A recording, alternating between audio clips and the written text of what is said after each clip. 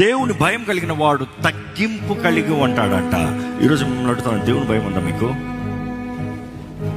You see, the fear of the Lord is the beginning of the wisdom.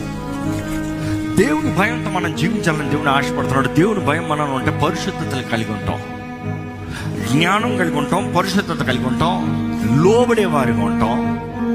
పాపము చేయకుండానట్లుగా దేవుడు తన భయాన్ని మీరు ఉంచుతున్నాడు, మీకు భయాన్ని కలిగిస్తున్నాడు. ఈరోజు దేవుని భయం మనం అంటే మనం తగ్గించుకుంటామండి. భయం లేనివాడు కంపారిజన్ వచ్చేస్తుంది, ఇంకా నేను బెటర్ అన్న మాట వస్తుంది. ఈరోజు దేవుని భయం కలిగి ఉన్నామంటే వి హంబుల్ అవర్ సెల్వ్స్. ఈరోజు మనుషుడు అంటాడు, నేను ఎవరిని గౌరవించను, నేను ఎవరికి భయపడను, నాకు ఇష్టం వచ్చినట్టు నేను ఉంటా. దేవుడు అంటాడు, నాశనం అవుతావు.